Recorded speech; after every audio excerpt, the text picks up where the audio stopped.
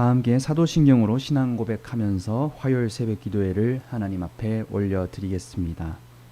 전능하사 천지를 만드신 하나님 아버지를 내가 믿사오며 그 외아들 우리 주 예수 그리스도를 믿사오니 이는 성령으로 잉태하사 동정녀 마리아에게 나시고 본디오 빌라도에게 고난을 받으사 십자가에 못 박혀 죽으시고 장사한 지 사흘 만에 죽은 자 가운데서 다시 살아나시며 하늘에 오르사 전능하신 하나님 우편에 앉아 계시다가 저리로서 산 자와 죽은 자를 심판하러 오시리라.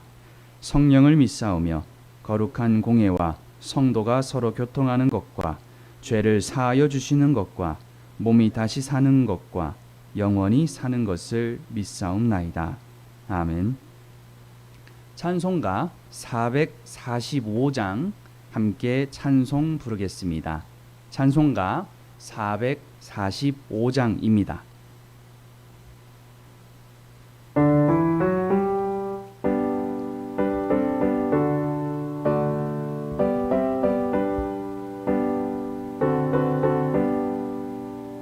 태산을 넘어 험곡에 가도 빛 가운데로 걸어가며 주께서 항상 지키시기로 약속한 말씀 변치 않네. 하늘의 영광 하늘의 영광 나의 맘속에 차고도 넘쳐 할렐루야를 힘차게 불러 영원히 주를 찬양하리. 캄캄한 밤에 다닐지라도 주께서 나의 길 되시고 나에게 밝은 빛이 되시니 길 잃어버릴 염려 없네. 하늘의 영광 하늘의 영광 나의 맘속에 차고도 넘쳐 할렐루야를 힘차게 불러 영원히 주를 찬양하리. 광명한 그 빛 마음에 받아 찬란한 천국 바라보고 할렐루야를 힘차게 불러 날마다 빛에 걸어가리. 하늘의 영광 하늘의 영광 나의 맘속에 차고도 넘쳐 할렐루야를 힘차게 불러 영원히 주를 찬양하리. 오늘 우리에게 주시는 하나님의 말씀은 사도행전 25장 13절에서 27절까지의 말씀입니다. 사도행전 25장 13절에서 27절까지의 말씀입니다. 제가 가진 성경으로 232면에 있습니다.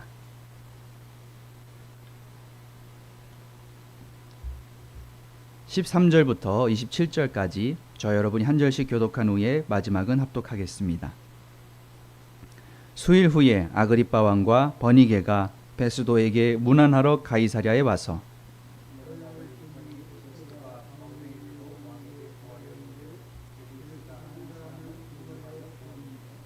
내가 예루살렘에 있을 때에 유대인의 대제사장들과 장로들이 그를 고소하여 정죄하기를 청하기에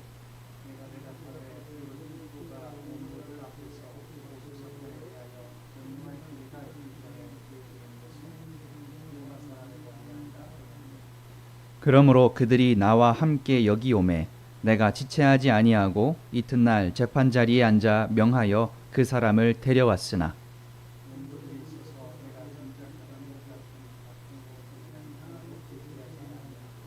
오직 자기들의 종교와 또는 예수라 하는 이가 죽은 것을 살아있다고 바울이 주장하는 그 일에 관한 문제로 고발하는 것뿐이라.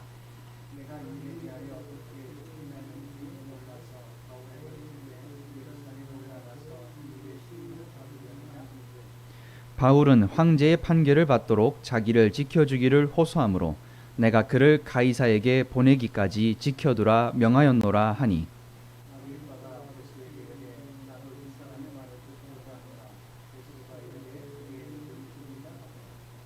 이튿날 아그리빠와 버니게가 크게 위엄을 갖추고 와서 천부장들과 시중의 높은 사람들과 함께 접견 장소에 들어오고 베스도의 명으로 바울을 데려오니,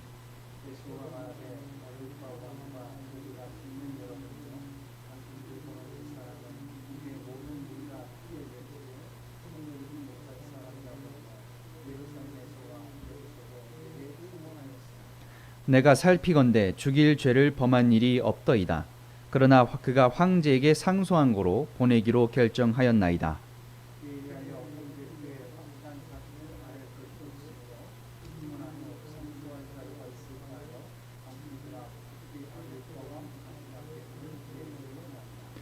그 제목도 밝히지 아니하고 죄수를 보내는 것이 무리한 일인 줄 아나이다 하였더라. 아멘. 할렐루야. 말씀을 묵상하는 저와 여러분 가운데에 하나님의 은혜가 함께 하시기를 소원합니다. 바울 사도가 3차 전도 여행을 끝마치고 예루살렘에 돌아와 성전을 방문하였을 때에 아시아에서 온 유대 사람들을 선동하여서 바울을 죽이려 한 일이 생겼습니다. 그들은 바울을 반율법주의자, 반성전주의자로 몰아갔으나 긴급하게 출동한 로마군 덕택에 바울은 생명을 부지할 수 있었습니다.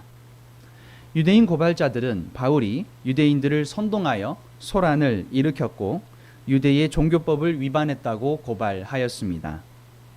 가이사랴의 총독이었던 벨릭스는 바울이 충실하게 변론하였음에도 재판을 보류하였습니다. 거기서 자칫 2년이라고 하는 시간이 흐르게 됩니다. 그 후에 새로 부임한 베스도 총독이 다시 재판을 열었습니다.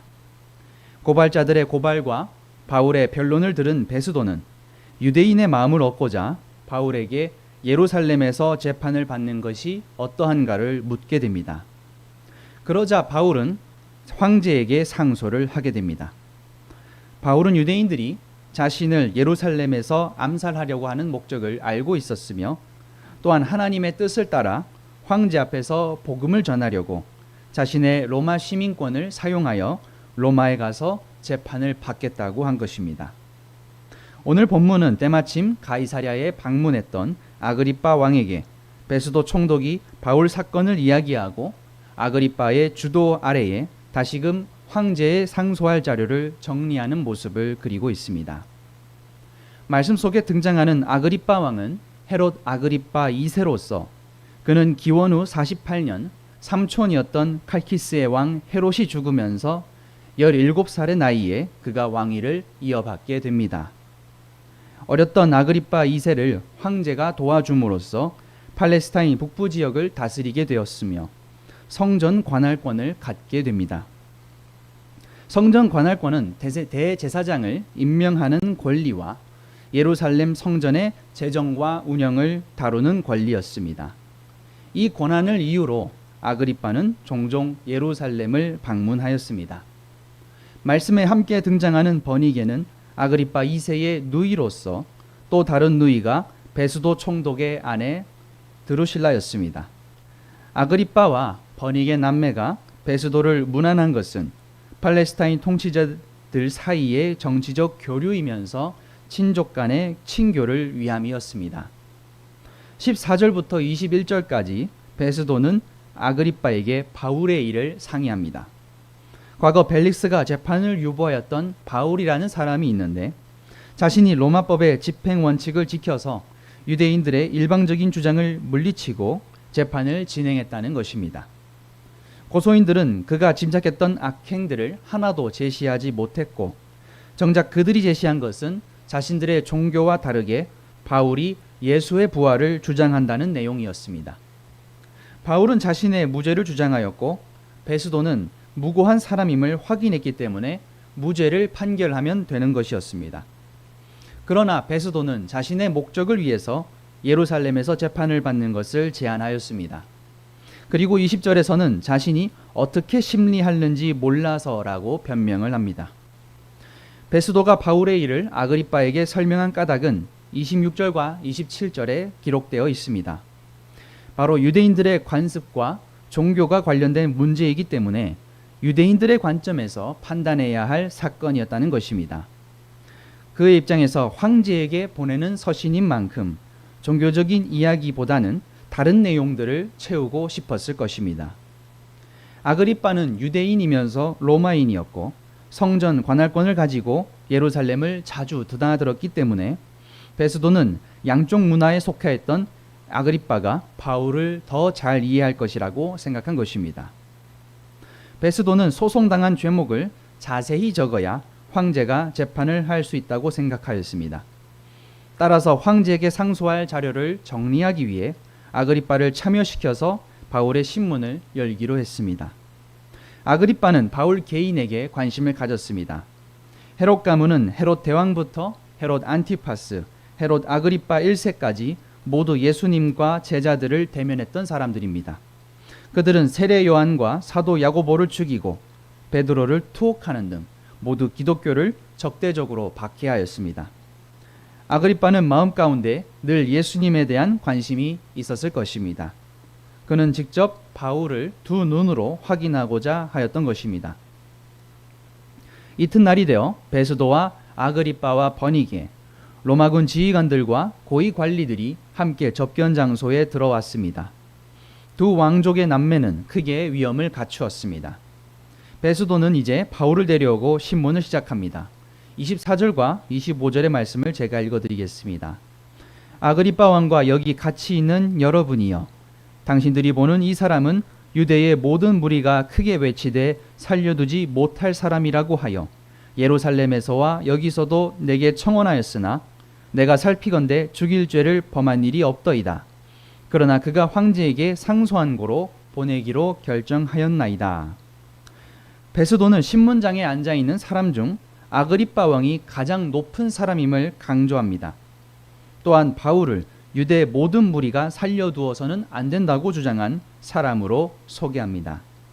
우리는 여기서 베스도가 어떠한 사람인지를 가늠할 수 있습니다. 그는 권력 앞에 아부하고 자신의 유익을 셈하는 사람입니다. 바울이 죄가 없다면 풀어주면 되었습니다. 그러나 베스도는 자신의 계산을 따라 바울을 예루살렘에서 재판하려 하였고 바울의 혐의가 불분명하면서 아그리빠 왕을 부르고 다시 신문을 하려 합니다. 오늘 우리는 말씀 속에서 이상한 점을 보게 됩니다. 겉으로 보기에는 총독과 왕과 고관들 앞에 선 바울이 큰 함정에 빠진 것처럼 보입니다. 그러나 정작 난감해진 것은 바울이 아니라 이 자리에 선 권력가들이었습니다. 하나님께서는 이날 바울을 재판하기 위해 모인 권력가들을 사용해서 바울을 무사히 안전하게 로마로 보내도록 진행하고 계셨습니다. 베스도의 경우 무죄 방면을 했다면 끝났을 일인데 유대인들의 마음을 얻고자 예루살렘을 제안했습니다. 바울은 그의 계산과 정반대로 황제에 상소하였습니다. 아그리빠와 버니게가 크게 위험을 갖추고 온 모습은 초라한 모습의 바울과 대비를 이뤘습니다. 그러나 바울은 그 앞에 당당히 섰습니다. 사람은 누구나 늘 다른 사람으로 바뀌게 됩니다. 그러나 하나님의 말씀은 어떠한 박해와 혼란 속에서도 영원히 이어집니다. 어떻게든지 바울을 죽이려는 사람들, 총독의 자리에 서서 눈치만 보는 사람, 예수님과 얽혀 갈등의 서사를 가진 사람을 사용하셔서 하나님께서는 선을 이루어 가십니다. 마찬가지로 우리가 속한 사회는 언제나 분열과 갈등을 안고 있습니다. 그러나 우리가 말씀을 통해서 주목해야 할 것은 이 세상에서 일어나는 많은 일들이 선한 것이 없지만 그 가운데서도 선하신 하나님께서 우리를 이끄시고 계신다는 것입니다. 성경은 영원한 말씀이 육신을 입고 역사 가운데 오셨으며 말씀이 역사 속에서 얽혀서 십자가라고 하는 죽음을 겪었다고 고백합니다. 현실과 일상에서 멀어지는 신앙으로 가려는 우리를 하나님께서는 다시금 역사 한 가운데로 우리를 부르십니다. 사랑하는 성도 여러분, 믿음의 눈을 가지고 인류의 역사를 이끌어 가시는 하나님의 섭리를 발견하시기를 소원합니다. 우리는 교회의 박해와 고난 속에서도 하나님의 뜻이 어떻게 이루어지는가를 보게 됩니다. 또한 우리는 바울의 삶을 바라보면서 그 바울의 여러 가지 삶 속에서도 우리가 이해하지 못하는 일들 속에서도 그를 이끄시는 하나님의 섭리를 우리는 바라보게 됩니다. 그러므로 우리는 우리를 압도하는 세상의 문화 속에서도 오직 복음의 능력을 붙잡고 담대해야 합니다. 바울은 고난을 해석하지는 못하였지만 믿음을 가지고 나아갈 때 그를 이끄시는 하나님의 손길을 느낄 수 있었습니다. 또한 우리의 삶 가운데서도 우리를 이끄시는 하나님의 섭리를 우리는 믿음으로 바라보아야 합니다. 오늘 하나님의 뜻을 어떻게 구하며 살아가야 하는지를 기도할 때에 세상을 통해서 우리를 다스리시는 하나님의 손길을 느끼시는 저와 여러분이 되시기를 간절히 소원합니다. 함께 기도하겠습니다. 선하신 하나님 아버지, 오늘 말씀을 함께 묵상하며 나아갑니다. 사도 바울이 2년 동안 갇혀 있으면서도 담대한 믿음을 가지고 승리하였듯이 우리 또한 흔들리지 않고 말씀 가운데 동행하며 살아가기를 기도합니다. 믿음의 삶을 담대히 살아가도록 인도하여 주시옵소서. 우리가 두려워하지 않고 끝까지 하나님과 동행하기를 원합니다. 성령을 부어주셔서 믿음의 삶을 담대히 걸어가며 우리의 삶 가운데 허락하신 영혼들에게 주님을 증거하며 살아가는 믿음의 사람이 되게 하여 주시옵소서. 불의한 세상 가운데 담대한 믿음을 가지고 끝까지 완주하는 우리가 되도록 인도하여 주시옵소서. 예수님의 이름으로 간절히 기도합니다. 아멘. 이 시간 함께 기도하며 나아갈 때에 나라와 민족을 위하여, 교회와 가정을 위하여, 또 이 시간 각자의 기도 제목을 놓고 주님 앞에 기도하며 나아가겠습니다.